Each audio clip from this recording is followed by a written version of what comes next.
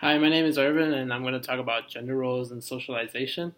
So, specifically, I wanted to talk about the large influence from society and the media that it has on gender roles and specifically gender stereotypes. As far as like some examples go, we could go into like maybe a Target or any other store and we'll want to buy maybe a shampoo, a bottle of shampoo, and we'll see them advertised usually in two different categories, the men's section and the women's section. And really, the only real difference between these two would be that one of them is pink and the other one is black. And then the smells would be different as well. It's like maybe a woman's color would be more like a strawberry versus the men's color would be, men's scent would be, I don't even know. I don't know what you'd call that. But specifically, this kind of relates to the video that we saw in the discussion before for Big for Her, specifically talking about how like they're advertising two different products, the regular pen and then the pen for her. Specifically, there's no real difference besides the color. So this kind of like just establishes these gender stereotypes and just kind of endorses them even more.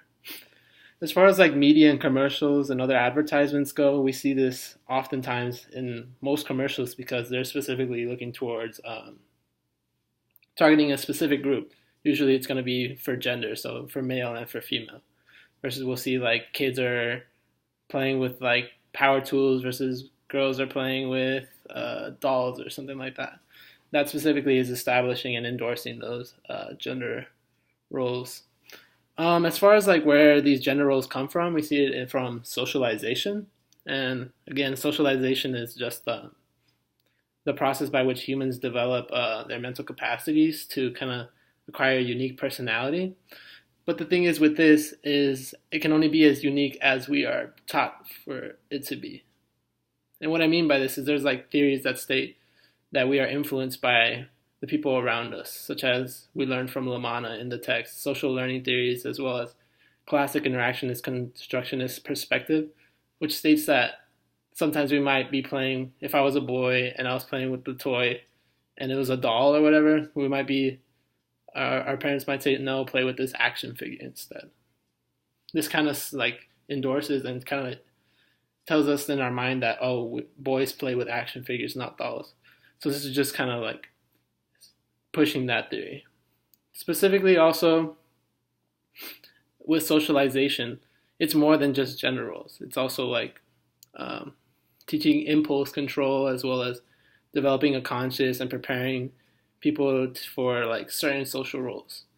It's kind of like sharing your sources of meaning and value for life, which can be very important in like certain situations where you don't want to be seen as like an outcast in like maybe a job interview or something. You don't want to seem like too out there to where they won't want to hire you.